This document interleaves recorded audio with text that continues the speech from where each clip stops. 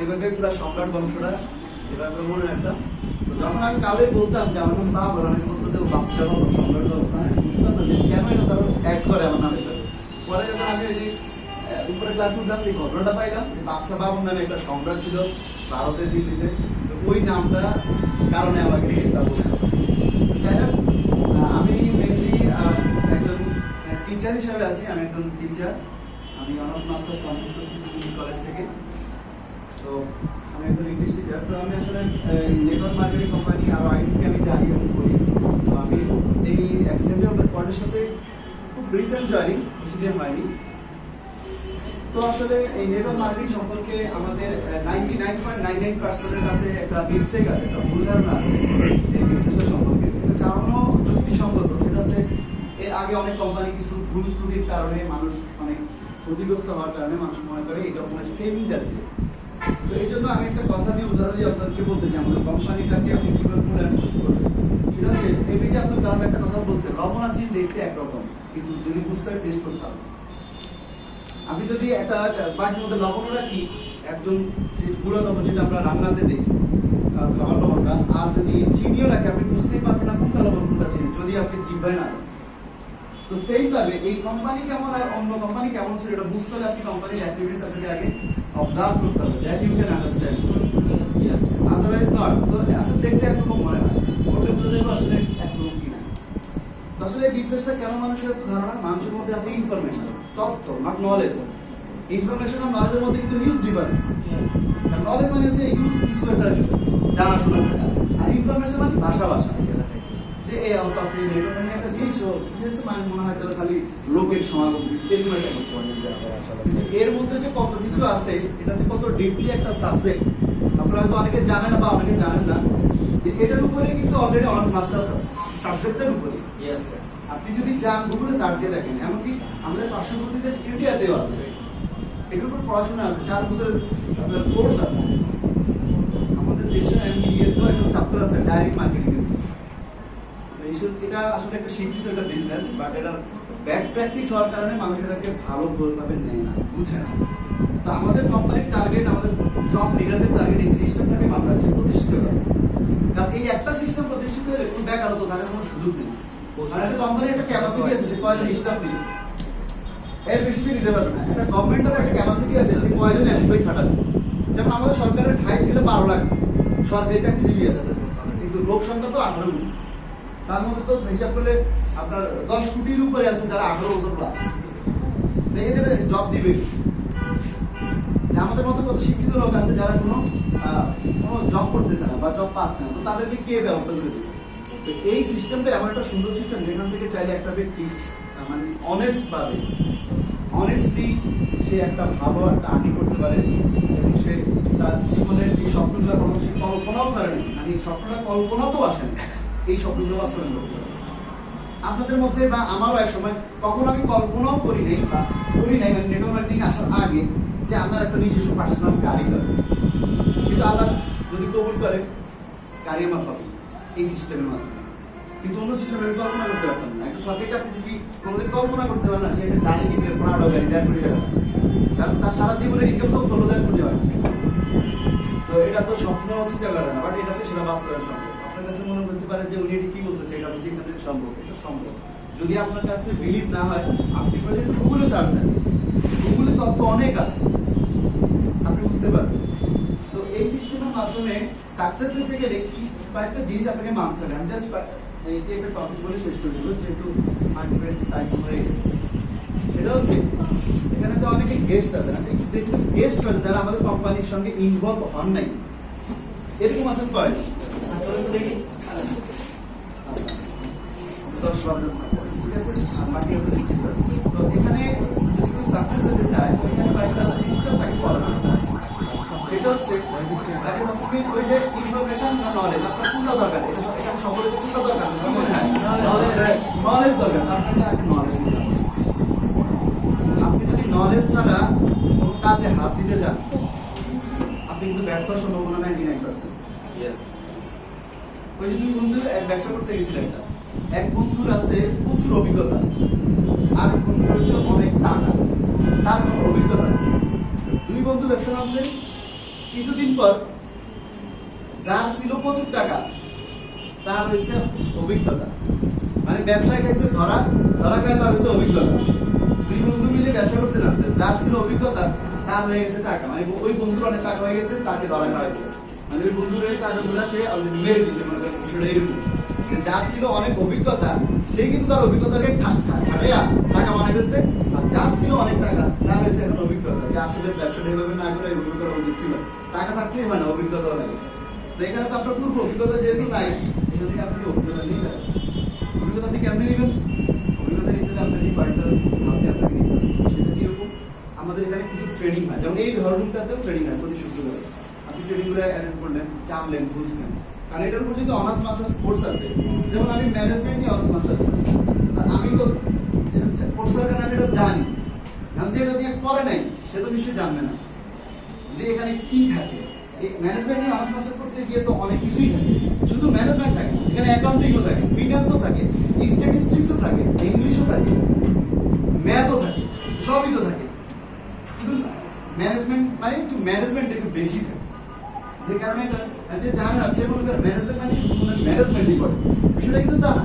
ইংলিশও পড়া লাগছে, গণিতও পড়া লাগছে, অ্যাকাউন্টিংও পড়া লাগছে, মার্কেটিংও পড়া লাগছে, ফিনান্সও পড়া লাগছে, স্ট্যাটিস্টিক্সও পড়া লাগছে, দুনিয়া তো সবই করে দেবে, কিন্তু নাম তো ম্যানেজমেন্ট। আর যার জানা নাই সে তো বিষয়টা বুঝতে পারবে কোনো ম্যানেজমেন্ট বিষয়টা এরকম। এই জন্য নলেজ দিতে হলে আপনি ট্রেনিং করতে পারবেন।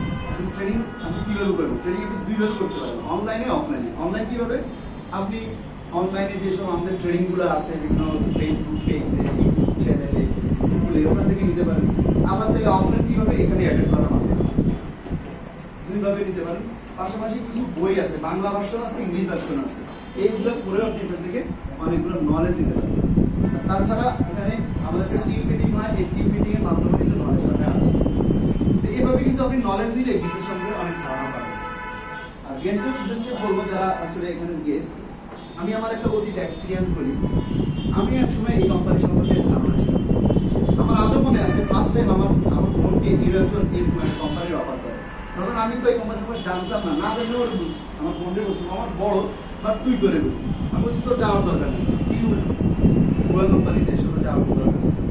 তো ও আর যায় না। কিছুদিন পর আমাকে যখন এই কোম্পানি ইনভাইট করলো, আমি যখন জয়েন করলাম, তখন আমার বোন আমার পার্টনার বললো তুই যে আমার মানে করতে চাই, তুই যে বলি। আমি তখন বুঝি না, বুঝি না এরকম দেখবে।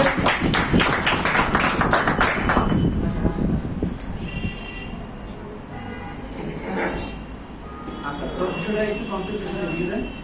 বিষয়টা হচ্ছে দেখেন, আমিও কিন্তু না বুঝে মানা করছি, এবং অনেকেই কিন্তু না বুঝে মানা করে। দেখবেন আপনারা কাউকে প্ল্যান দেখেছেন বিষয়টা, তো সে কি করতেছে, বলতেছে যে না আমি জয়েন করবো না। কেন করবো না? ওই আরেকজনের মানা করছে, কেন? ওই যে আমার মতো না যাই না বুঝে, তা আমাকে আমি ওইভাবে মানা করছি। তা আমি জয়েন করার পরেও আমার তো ট্রাস্ট আনতে অনেক টাইম লাগছে।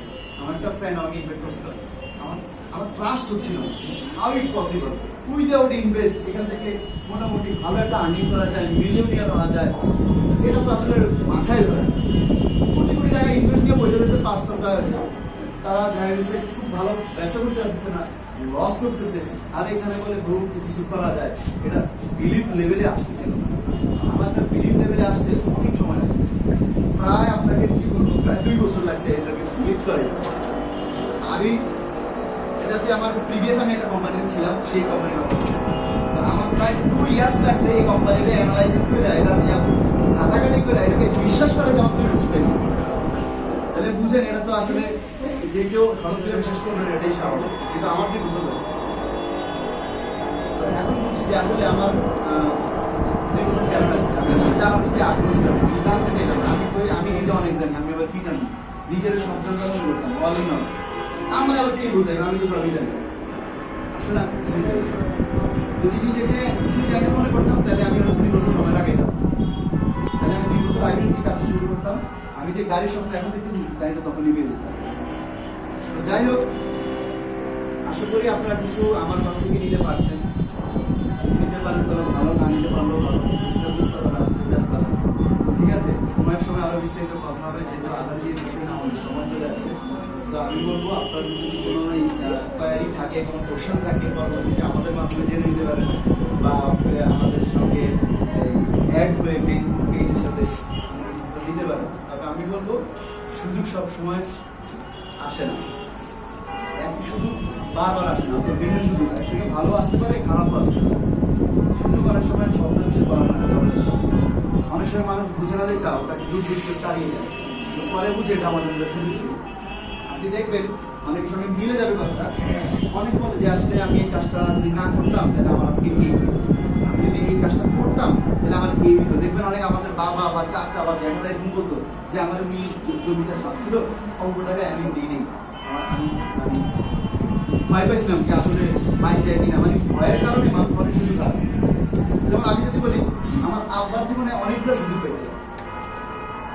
আমার আব্বা খুব হাই লেভেলের রাজনীতি লেভেল চলতো, মনে করেন সার আঘাত চিনেন তো সবাই, পানি মন্ত্রী ছিল অনেক আগে আব্দুল রাজ্জাক আমেরিকা, ওনাদের সঙ্গে ওনার চলাফেরা ভাই ভাই সম্পর্ক, ভাই কারের ভাই, খুব ক্লোজ না কি ভাই বলে, এরকম মানে মন্ত্রী হলে ভাই লাগে রিলেশনশিপ ছিল। তেমন তাহলে এত বড় টপ পজিশনে ছিল। আমার বাবা আওয়ামী লীগের রাজনীতি করতো, ওই আওয়ামী লীগের পক্ষ থেকে ইন্ডিয়া পর্যন্ত গিয়ে আসে অ্যাজ এ রিপ্রেজেন্টেটিভ হিসেবে আওয়ামী লীগের বুঝে পুরো লেভেলে ছিল। কিন্তু আমার অনেক অনেক ছিল, যে কারণে অনেক ফ্যাসিলিটি পাওয়ার পরেও কাজে লাগে। তারপর অনেক অনেক অফার ছিল কিন্তু আপনার কাজে লাগায়নি, পরে বলে আসলে কাজে লাগলেন লাগানো যেত। এরকম অনেকের বেলাও এরকম ঘটনা ঘটে যে কোনো একটা অফার পাইছিল, যে শুনে নেই কথাটা, ভয়ের কারণে এটা রিসিভ করে নেয়, কি না কি হয়, যদি মাইক যায়, যদি সফল না হয়, যদি কোনো একটা ঝামেলা হয়, এই যে ভয়ের কারণে অনেক সুযোগ থেকে অনেক বঞ্চিত হয়। আসলে সাহস লাগে, জীবনে সফল হতে হলে সাহস লাগে। যেমন আমার বাবা বলে জমি কিনতেও পারবে, যদি এটা জমিটা দিয়ে আমার আগে কারো কেনা থাকে, জমি যদি আমাকে না দেয়, এই যে একটা ভয়, মানে আমি আমার বাবার এক্সপিরিয়েন্সে কেন বলতেছি, আমি দেখছি আমাকে এইগুলো ভয় পেত। যদি ভয় না পেত, মাঝে মাঝে আমার রিলেটিভরা আমাকে ভয়, তোমার বাবা যে চান্স পেয়েছে যদি একটাও কিন্তু রিসিভ করতো, অনেকগুলো চান্স পেয়েছে। আর একটা চাষের কথা বলি, টাকার একটা বস্তা পেয়েছে অনেক আজ থেকে মনে করেন 30 বছর আগে কথা, আমার জন্মের আগে, আমার মনে করেন 30, 35 বা 40 বছর আগে। আমার একদিন আমার তোর বাবা জানাচ্ছে একদিন টাকার বস্তা হয়েছে, একদিন কি করছে ওই টাকার বস্তাটা রাস্তার মধ্যে উঠেছে, টাকা কাটা গেল।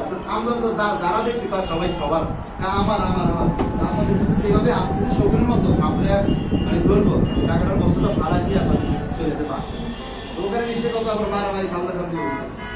যে চিন্তা করেন এটা কিন্তু খুব সুন্দরভাবে ইয়ে করা যেত, টাকাটা নিজে ভোগ না করে পুলিশের কাছে ঠিক আছে, এটা টাকাটা মানে হিতে জ্ঞানটা ছিল টাকাটা কি করা যায়, যেদিকে একটু ডিজাইনের ছিল টাকাটা সব নিয়ে নিত।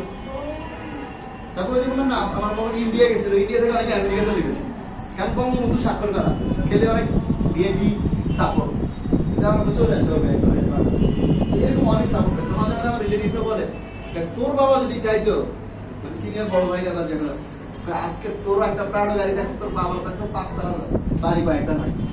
আমি মিলে দিয়েছি আসলো কথা তাই, যে ফ্যাসিলিটি পাইছে এগুলো যদি একটাও কাজে লাগাইতো অনেক কিছুই পাইতো। যাই হোক অনেক ফ্যাসিলিটি ছিল, আসলে অসৎ উপায় ফ্যাসিলিটি এগুলো নেই। তা আমাদের সৎভাবে চাইলে অনেক ফ্যাসিলিটি আমরা কাজে লাগাইতে পারি। যেমন যে নেটওয়ার্ক মার্কেটিং, আপনি 2 জন ব্যক্তি খালি 2 জন থেকে আসতে পারেন। আপনারা মনে হয় একজন ব্যক্তির নাম চিনেন, উনি বর্তমানে পৃথিবীতে নাই, APJ আব্দুল কালাম, শুনছেন ওনার নামটা? অনেক বড় সায়েন্টিস্ট, ইন্ডিয়ার মতো এত বড় একটা রাষ্ট্রের একজন রাষ্ট্রপতি, ওনাকে মিসাইল ম্যান উপাধি দেওয়া হয়েছে। তো উনি একটা কথা বলছে এই সিস্টেমটাকে নিয়ে, বলছে network marketing is the fastest growing business in 21st century. বলতেছে 21শ শতাব্দীর সবচেয়ে দ্রুত বর্ধনশীল একটা ব্যবসা। যদি ওই লোকটাই কথাটা বলে তাহলে আপনাকে বুঝতে হবে উনি কত বড় একজন ট্যালেন্টেড পার্সন, যিনি একজন একাধারে সায়েন্টিস্ট, রাষ্ট্রপতি এবং ইন্ডিয়ান একজন চিফ ভিআইপি পার্সন, উনি এই কথাটা বলছেন। কিন্তু দেখবেন রাস্তাঘাটের একজন সাধারণ পাবলিক নেটওয়ার্ক মার্কেটিং কত মন্তব্য করে ফেলে, মানে সে অনেক কিছু জানে, তার মানে আব্দুল কালামের কিছুই জানে, এটা ভুল একটা মন্তব্য করছে, মনে হয় এরকম উনি কিছুই জানেন। এটা হচ্ছে মান মন্তব্য। আরেকটা মন্তব্য আমি বলি, বিল গেটস তো সবাই ছিল, উনি একটা না প্রায় 1 যুগের মতো মানে নাম্বার 1 ধরেছিল, এখন অবশ্য 1 নম্বরে নাই, 2 দিনে চলে গেছে, আর পিছনে চলে গেছে। এখন তো মাঝখান দিয়ে ওয়ারেন বাফেট আসছে, তারপরে কয়েকজন মানে কম্পিটিশনে আছে। তো বিল গেটস একটা কথা বলছে, এগুলা আপনারা আমার কথা যদি বিশ্বাস না হয় গুগলে গিয়ে একটু সার্চ দেন, আমার কথাটা পরে বলেছেন গুগলে সার্চ দেন যে এপিজে আব্দুল কালাম নেটওয়ার্ক মার্কেটিং কি বলছে, বাংলায় লেখেন বা speech about network marketing by APJ Abdul Kalam, এইভাবে লেখেন, দেখবেন চলে আসে। আচ্ছা, বিল গেটস কি বলছে? বিল গেটস বলছে যে আমি যদি আবার কোনো ব্যবসা নতুন করে শুরু করি, মনে করেন আমার সব শেষ হয় না, অনেক বড় বড় ব্যবসায়ী সব শেষ হয়ে যায়, দেউলিয়া হয়ে যায়, সব সম্পদ নষ্ট হয়ে যায়, সরকার নিয়ে নেয়, মানে এরকম যদি কখনো হয়, যদি বলতেছে যদি আমি যদি আবার নতুন করে কোনো কিছু শুরু করি, তো আমি নেটওয়ার্ক মার্কেটিং ব্যবসাটাকে শুরু করবো। তাহলে একটু চিন্তা করেন, এত বড় মাপের একজন ব্যক্তি এই কথাটা বলছে, তাহলে আপনাকে বুঝতে হবে আমাদের আশেপাশে যে ভাই, চাচা, জ্যাঠা, কাকা, বন্ধুরা বলতেছে আরে এগুলো কোম্পানি আসে যায়, এই কোম্পানি এই সেক্টরে, ওই লোকটাই কথাটা কেন বলছে? নিশ্চয়ই এটা পাওয়ার উনি বলছে। হ্যাঁ, আমাদের দেশে অনেক ব্যাড প্র্যাকটিস হওয়ার কারণে অনেকেই সম্পর্কে ভালো ধারণা রাখেন। তাই আপনি একটু বুঝেন, শুনে প্রয়োজন, তারপর আপনি চিন্তা করেন কি এটা করা যায় কি যায় না। ঠিক আছে, যে বিল গেটসের কথাটা চিন্তা করেন আর এই যে আব্দুল কালামের কথা চিন্তা করেন।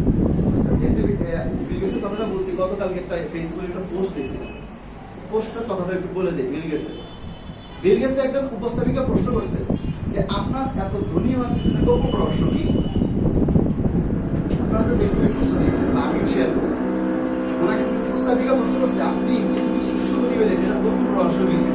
তখন উনি সাথে সাথে বিল গেটসের পকেটে চেক ছিল, ব্ল্যাক একটা চেক স্বাক্ষর দিয়ে উপস্থাপিকার কাছে দিয়ে দিয়েছে। প্রশ্ন হলো গোপন রহস্য কি? উত্তর না দিয়ে চেকের একটা পাতা দিয়ে দিল উপস্থাপিকা। উপস্থাপিকা কি করবো? আবার দিয়ে দিছে। আর ওনার প্রশ্নের লগে তো এটা অ্যান্সার মিলতেছে না। প্রশ্ন করলাম ভাই আপনার ধনী হওয়ার গোপন রহস্য কি? উনি আমাদের সেকেন্ডারি লিখে দেন, এটা কোনো অ্যান্সার হইল? অ্যান্সার মিলতেছে না। অ্যান্সার একটা তো অ্যান্সার দিতে হবে। তো গোপন রহস্য কি? চেক দিছে, বিল গেটসের চেকটা ফিরিয়ে দিছে। বিল গেটস আবারও উপস্থাপিকা আবার চেক দিছে, আবারও ফিরিয়ে দিছে, এরকম তিনবার দিছে, তিনবার ফিরিয়ে দিছে। এখন গোপন রহস্য সেই। এই যে আমি কখনো সুযোগ হাতছাড়া করি না। এই যে আপনার বিল গেটসের চেকটা দিল, চাইলে কিন্তু সে 10 কোটি টাকা লেখা চেকটা ক্যাশ করে দিতে পারে। কাজে যদি ব্ল্যাঙ্ক চেক দিছে, স্বাক্ষর দিয়ে দিছে, তার মানে কি চাই আসলে ইচ্ছে কি ভাবে দিছে? উপস্থাপিকা যদি ট্যালেন্টেড হইতো যে চেক যেহেতু দিছে তাহলে ইচ্ছা করে অ্যামাউন্টটা লিখে লেখা আমি কিন্তু ধরিয়ে দিতে। তো উনি এটাই বুঝেছে, দেখেন আমি কিন্তু কোনো অপরচুনিটি মিস করি না, যেটা সামনে সেটা নিয়ে নিই। তার মানে বুঝলেন উপস্থাপিকা আপনি কিন্তু নিলেন না, এটা চেক দিছিলাম কিন্তু সাইন দিয়ে। বিষয়টা হচ্ছে অপরচুনিটি সামনে আসলে নিয়ে চিন্তা ভাবনা করে বা সাহস করে নিয়ে আশা করি ঠকবেন না। সবাইকে ধন্যবাদ। আসসালামু আলাইকুম।